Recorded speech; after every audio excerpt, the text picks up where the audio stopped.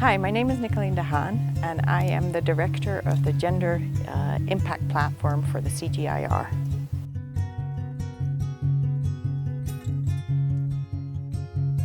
I think not much has changed at some level. I think what we're moving into is actually becoming the impact area. And the impact area allows us to look across the CGIAR and show what gender research actually is having an impact on gender inequality, but also youth and social inclusion.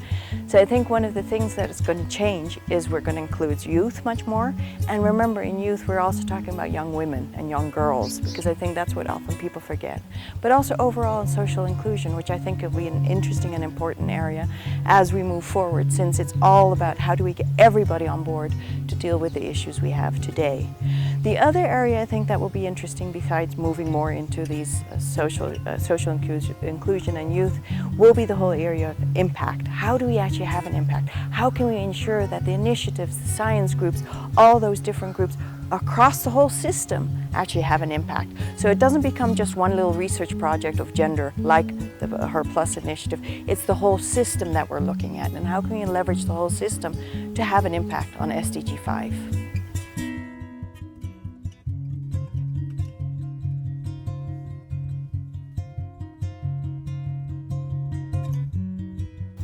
For the CGIAR as a whole organization to reach its ambitions as it's laid out into one of the impact areas, because it's one of the 5, and I think it's amazing that we have 5 and that gender is one of them.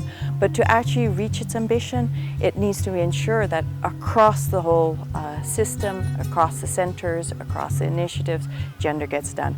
Can you imagine the impact we can have if all 33 initiatives have technologies, interventions, innovations that actually reach women? That would be amazing. So it's not just, whether it's the platform or Her Plus, it's the whole system needs to move forward. And we can do that. We have everything in place. And so what we're trying to do over the next few years is to really galvanize that and make sure that all the gender researchers do get the resources, do get the voice to negotiate within initiatives, do make sure that they actually can do the research that they want and they need.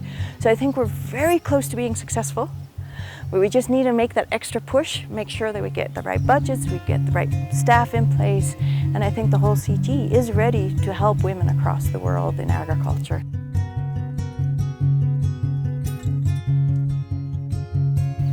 Our biggest challenge at the moment, I think, is to actually figure out how we can support gender research and the researchers as we move into the initiatives. What do they need? How do they need to work? What works best for them as we work?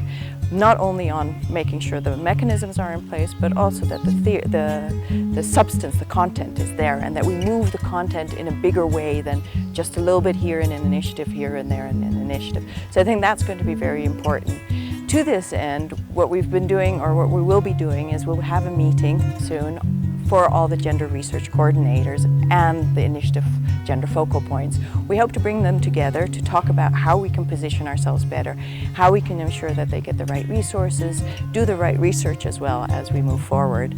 And as talking about the research, we're also going to have our first ever science exchange, gender science exchange, where we'll have 3 days where we're bringing together a lot of younger gender researchers to actually present their work, because I think there's so much amazing work out there, and to have them together, to talk together, to figure out where do we need to move this whole agenda forward so that the whole CG can contribute to this agenda, building upon what they're working on. So it's a challenge, but it's also a wonderful opportunity as we move forward.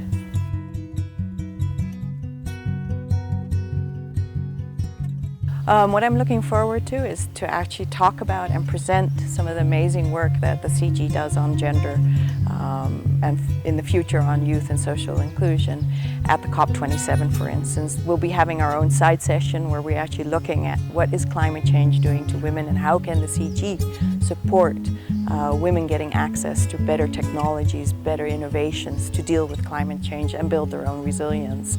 We have some wonderful work going on in trying to target the exact areas in countries where inequities are growing, where there are climate hotspots. That type of work is amazing because it helps governments figure out where are we going to put our resources, where do we need to stop the inequities from growing. So I think this is all exciting. And being part of a COP27 means you get to talk to other people, figure out what other agendas are out there, including where can we, from the gender in agriculture, food systems, support the international community.